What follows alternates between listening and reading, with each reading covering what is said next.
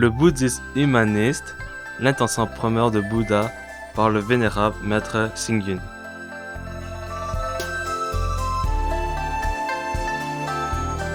Ignorer les enfances pour soulever la force et le courage. Plus tard, ne pouvant vraiment plus refuser et constatant aussi la difficulté de traiter avec les bouddhistes du Nord, je débarquai dans le sud de Taïwan. J'étais seul car à l'époque, il n'y a aucun monastique provincial non taïwanais là-bas. J'ai successivement bâti le centre bouddhiste de Kaohsiung, la pagode Shushan et le monastère Fo-Guangshan. C'est ainsi que je suis devenu le bonze chinois du sud de Taïwan. J'étais aussi très heureux d'avoir quitté le cercle bouddhiste de Taipei et de pouvoir me concentrer sur la propagation dharmique et les activités éducatives. Les monastiques aînés locaux me traitaient très amicalement et je me sentais bien à l'aise. L'Association bouddhiste de la République de Chine, basée à Taipei, se réjouit de mon départ, certains allant jusqu'à dire qu'ils me laisseraient plus revenir à Taipei. Quand j'ai entendu cela, je me dis, y croyez-vous vraiment? Et quelques années plus tard, j'avais construit à Taipei le temple Pumen, le temple Yonghe, Sangshan Cultural Plaza, Taipei Vihara de Shangshong et le temple Jin Guangmin de Sanxia.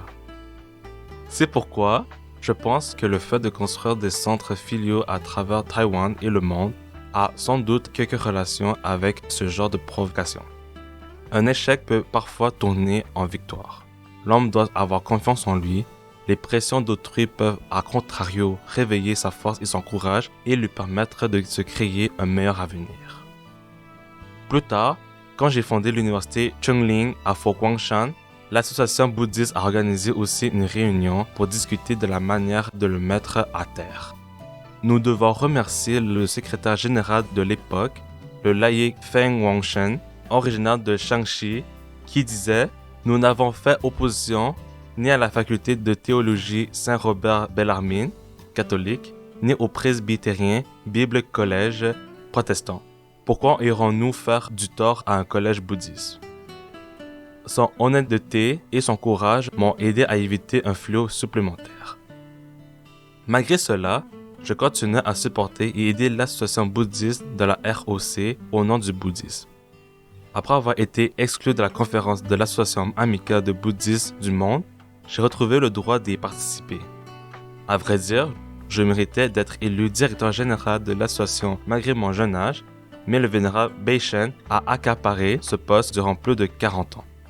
Aussi, avons-nous un dicton.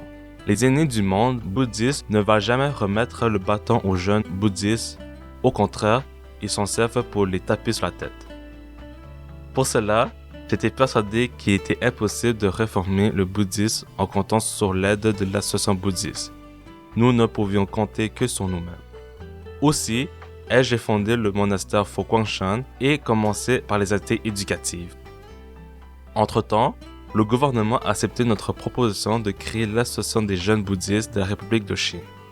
La nouvelle bouleversa l'association qui se démena éperdument pour empêcher sa réalisation.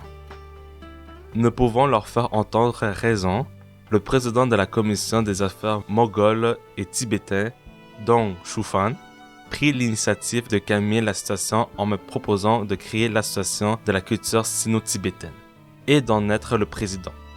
Toutefois, la dite association n'était et n'est toujours pas fondamentalement autonome. C'est pourquoi cette affaire continue à traîner sans donner aucun résultat.